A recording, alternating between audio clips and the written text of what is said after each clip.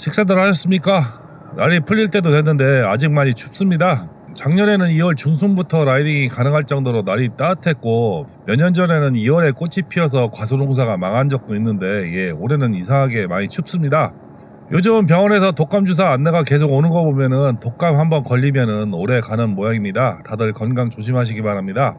오늘 이야기는 독고다이 라이딩을 해야 하는 이유에 대한 이야기를 좀 해볼까 합니다. 오토바이 입문해서 오토바이를 타게 되면 사실 많이 긴장도 되고 어렵고 난감하고 막 그렇죠. 그래서 많은 분들이 클럽이나 카페, 라인 이런 데 가입하게 되고 정보도 얻고 같이 라이딩하면서 즐기는 대인관계를 쌓아나간다고 생각합니다만은 클럽 내 정치질이나 대인관계가 부담스러운 분들은 독고다이를 많이 하시죠. 요즘 라이딩 다니다 보면은 확실히 독고다이 하시는 분들이 늘긴 했습니다. 예전에 클럽 활동에 대한 나쁜 영향에 관한 이야기도 했었는데 오늘은 왜 독고다이를 해야 하는가에 관한 구체적인 이야기를 좀 해보겠습니다. 이야기 들어갑니다.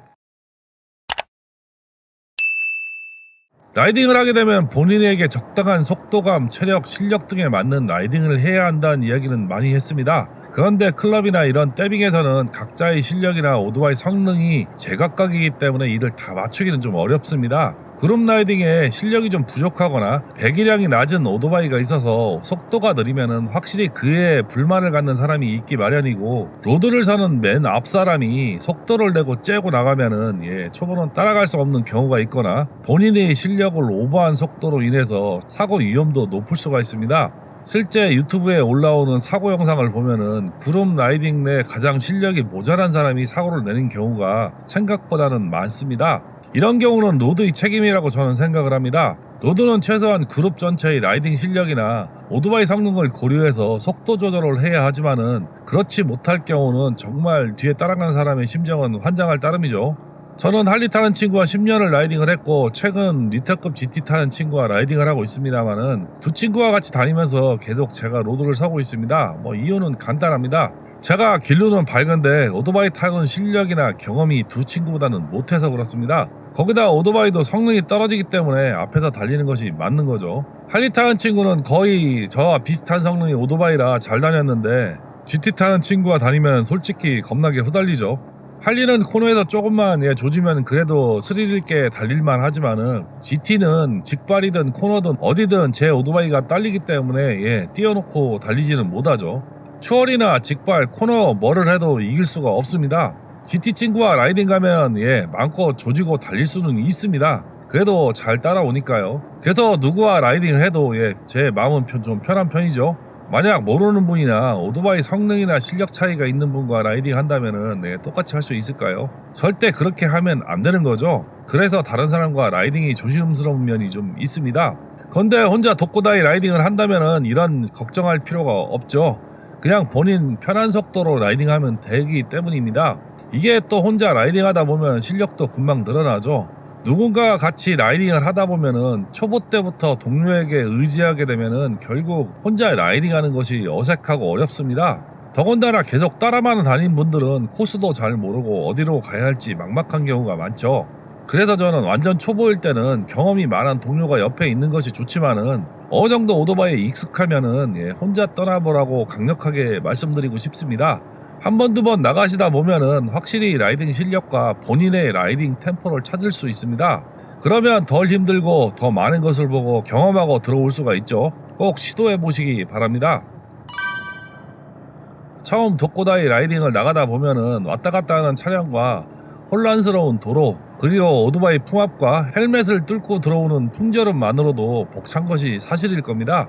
하지만 약간 적응이 되었다던가 아니면 교회로 나가면 확실히 여유가 생기고 눈에 풍광이 눈에 들어오기 시작할 겁니다. 그런데 어느 정도 속도 이상으로 달리면은 풍광이 너무 빨라서 운전에만 집중해야 되는 순간이 좀 생기게 되죠. 그 순간이 본인이 감당할 수 있는 속도입니다. 그럼 그 속도보다 약간 느리게 달리는 것이 좋겠죠. 80km 이상 달리면은 전방만 본다. 그러면은 60km 정도 달리는 것이 좋다는 이야기가 되는 겁니다. 제 유튜브 영상 보시면 아시겠지만은 일반적인 시골길에서는 거의 60에서 70km 언저리로 달리는 것을 볼 수 있을 겁니다. 그 속도가 저에게는 맞는 속도라 그렇게 달리는 것이 아니고 솔직히 영상 배경으로 쓰려면은 과속하는 영상에 태클이 많아서 그렇게 달리는 거죠. 그리고 액션캠 특성상 조금만 빨라도 속도감이 있어서 보는 사람도 그렇게 좋게 보이지는 않기 때문에 속도를 줄여서 달리는 것 뿐이고요.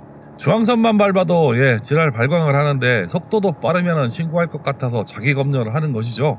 가슴팍 내놓고 막 중앙선이고 차간이고 달려도 야 멋져요 뭐 끝내줍니다 뭐 이렇게 댓글 달리고 구독자 느는 거 보면은 저도 부럽습니다. 대신 저희 경우 너무 천천히 달리니 솔직히 중간에 쉬는 시간이 거의 없이 달립니다. 3-4시간 달리고 쉬는 것 같죠? 쉰다기보다는 중요 포인트를 보거나 관광을 위해서 잠시 멈추는 것이지 쉬는 것도 아니죠. 예전엔 연락에 달리다 보면은 1시간에 한 번 쉬면은 30-40분간 줄담배를 피웠는데 천천히 달리면은 구경도 하고 담배 한 까치 피다 그냥 출발하다 보니 하루에 담배도 몇 까치 못 피는 것 같습니다. 하여간 이렇게 달리는 속도와 쉬는 타이밍을 본인 상황에 맞게 정하고 달리시면은 하루 종일 라이딩을 해도 그렇게 피곤하거나 몸이 아픈 경우는 없습니다. 천천히 달리나 고속으로 쏘며 달리나 중간에 휴식을 많이 하나 하루 달리는 거리는 거의 차이가 없습니다. 다만 독고다이로 계속 달리다 보면은 너무 안 쉰다는 단점과 가끔은 식사도 거른다는 문제가 있기를 합니다. 누구와 같이 라이딩 약속을 잡는다는 것, 그룹 라이딩 멤버와 약속을 잡는 것은 각자의 사정을 반영하고 시간을 맞춰야 가능한 일입니다. 결코 쉽지는 않습니다. 번개, 금 라이딩 등 갑작스럽고 즉흥적인 라이딩이 가능하기는 하지만은 일반적으로는 일정을 잡기 쉽지 않은 것이 사실이죠. 일정을 잡아도 날씨가 좋지 않거나 시기가 맞지 않을 수도 있고 또 코스에 대한 각자의 불만이 있을 수 있습니다. 그러나 혼자 출발하면 시간만 있다면 언제나 출발이 가능하고 날씨, 여행 경로나 라이딩 코스를 가장 방문하기 좋은 시기에 라이딩하는 것이 아주 자유롭고 특별히 준비할 필요가 없다는 것이 독고 라이딩의 최대 장점입니다. 거기다 라이딩 중에 아무 곳이나 가고 싶은 곳으로 코스를 바꿔 마음대로 다닐 수가 있다는 거죠. 이것도 아주 좋은 장점이라고 저는 생각을 합니다. 또 라이딩 중에 시간이 허락한다면 박이나 라이딩 날짜를 늘려서 편하게 움직일 수도 있습니다.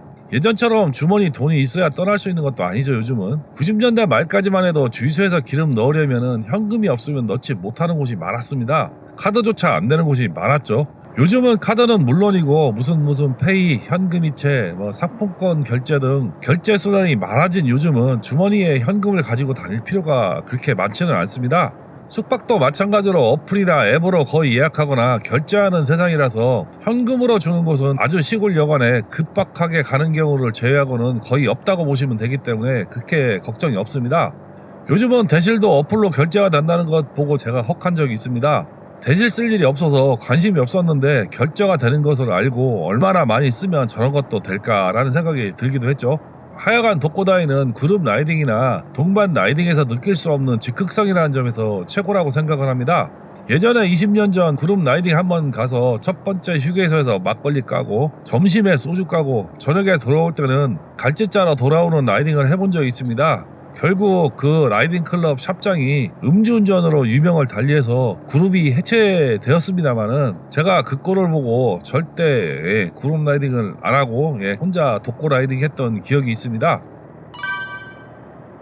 독고 라이딩의 가장 큰 단점은 라이딩 중에 문제가 생겨서 오토바이가 멈춰질 일이 있으면 조치가 힘들다는 것입니다. 그래서 좀 철저한 준비가 필요하죠. 일단 출발 전에는 배터리나 휘발유, 엔진오일, 냉각수, 타이어 공기압은 무조건 확인하고 출발하셔야 문제가 없습니다.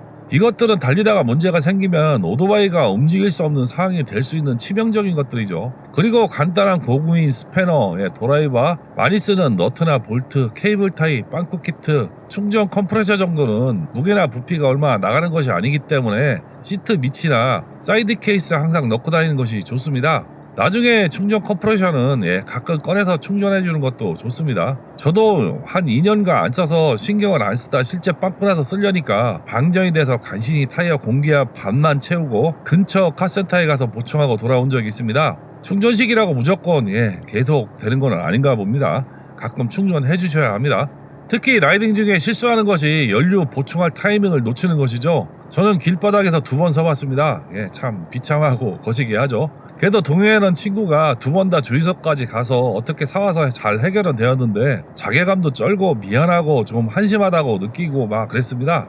그래서 지금은 한번 주위에 이론상으로는 한 300에서 320km 갈 수가 있는데 연료통 구조상 250km 정도가 최대로 갈 수 있는 상황이라서 그냥 한 200km에 한 번씩 이렇게 주유소가 보이면 무조건 주유를 합니다. 기름 떨어질까봐 조마조마하면은 아무것도 안 보이고 집중력도 떨어져서 라이딩이 안 되니까 마음 편한 것이 좋다고 생각하고 주유소 보일 때마다 주유하고 쉬고 뭐 그러고 달립니다. 대한민국이 아무리 좁아서 긴급 출동 부르면 금방 온다고는 하지만은 빵꾸는 긴급 자동차 출동으로는 해결이 잘 안 됩니다. 오토바이 빵꾸는 잘 떼어주지도 않을 뿐만 아니라 특히 튜브가 들어있는 오토바이는 아무 오토바이 정비샵에서 빵꾸 떼우는 것도 불가능합니다. 거기다 튜브를 교체해야 할 경우에는 더 난감한데 튜브가 없으면 그냥 견인해야 되는 상황이 되는 거죠. 튜브 들어간 오토바이를 제가 극혐하는 이유가 이겁니다. 튜브를 쓰는 오토바이는 반드시 여분의 튜브를 가지고 다니거나 튜브리스 작업을 하시기 바랍니다. 빵꾸 패치나 지렁이 한 방이면 되는 일이 튜브 타이어는 아주 난감한 상황을 만들 수도 있습니다. 그리고 배터리 충전 꼭 하고 다니시기 바랍니다. 요즘 인젝션 오토바이들은 밀어서 시동이 잘 걸리지도 않는 데다가 고배기량들은 더 시동이 안 걸립니다. 거기다 요즘 오토바이는 리튬이온 배터리나 인산철 배터리를 장착한 모델이 많아지고 있는데 이 배터리는 점프해서 시동 거는 순간적으로 많은 전류가 배터리로 들어가기 때문에 배터리 내에 있는 충전 모듈인 BMS가 충격으로 죽는 경우가 있습니다. 그러면 배터리 버리고 다시 장착해야 됩니다. 생각보다 이 BMS 회로가 약하죠. 그래서 이런 리튬이온이나 인산철 배터리를 장착하는 오토바이는 점프선을 따로 배선한다거나 배터리에 다른 배터리를 물려서 서서히 충전하고 시동을 거는 방법이 좋다고 합니다. 참고하시기 바랍니다. 한 10년간 로드를 서다 보니까 느낀 것이 있습니다. 라이딩 코스를 짜는 것은 생각보다 쉽지는 않습니다. 서로 출발 시간과 만나는 곳도 정해야 하고 어디를 갈 것이냐, 어디를 찍고 올 것인가, 휴식은 어디서 하고 밥은 어떤 메뉴를 어디서 먹을 것인가, 커피는 어떤 분위기 좋은 카페에서 먹을 것인가, 이런 고민은 시간과 정보력이 없으면은 불가능한 일일지도 모릅니다. 그래서 제가 카카오 맵에 수천 개 포인트를 찍어 놓은 계기가 된 것이 아닌가 합니다. 거기다 출퇴근 시간에 안 걸리게 출발도 하고 복귀 계획도 세워야 하죠. 또 처음 가는 길이라면 대충 헤매지 않게 서로 도로 정보도 나누고 저도 대충은 로드뷰로 길을 익혀 놔야 헤매는 일이 없습니다. 이 정도까지도 솔직히 머리 깨지는 탐구가 있어야 하는데 대충 계절별로 라이딩 코스를 그려 놓으면은 해마다 울고 먹을 수가 있어서 자꾸 하다 보면은 코스를 그리는 것이 그렇게 별로 어렵지는 않습니다. 힘든 것은 갈수록 코스가 늘어나서 처음에는 200km, 그러다 점점 거리가 늘어나 500km가 넘고 700km 가까이 라이딩을 하다 보면 힘들어진다는 점이 가장 큰 난관이기는 합니다. 혼자 독고다이로 가다 보면은 힘들면 자고 오면 되는데 동행이 있다면 이게 쉽지 않은 일이죠. 특히 주말에 많은 라이딩을 하게 되는데 주말은 아침은 여유가 있어도 관광지 주변이나 복귀는 더 힘들어지는 경향이 있습니다. 이름 있는 관광지나 꽃 피는 봄과 단풍이 드는 가을은 더 심각하죠. 봄꽃으로 유명한 쌍계사, 가을 단풍으로 유명한 한계령은 주말에는 정말 아수라장이 따로 없을 정도로 심각하죠. 길가에 불법 주차도 문제지만은 차 자체가 많아서 힘들죠. 그래서 저는 가급적 평일에 나가기는 하는데도 힘든 면이 있을 정도로 정체나 여러 문제가 많습니다. 또 이런 곳에 오면은 남자는 한 장 걸치고 여자들이나 노인들이 운전하는 차량을 많이 만나게 되는데 진짜 오토바이로 따라가다 보면 환장합니다. 길도 위험해서 추월도 쉽지 않은 곳이지만은 정말 눈치 없이 운전하는 걸 보면은 진짜 쫓아가서 욕이라도 하고 싶은 마음이 생기지만은 그래도 참고 가야 하는 문제가 좀 있죠. 그래서 봄 시즌과 가을에는 남들이 많이 가지 않는 곳으로 차가 많지 않은 코스로 자주 라이딩을 하게 됩니다. 그리고 라이딩 코스를 짤 때 대도시를 피해서 다니는 것이 좋습니다. 대도시 중심부나 주변부를 경유할 경우는 거리는 짧아도 시간적으로나 오토바이 특성상 힘들어 죽죠.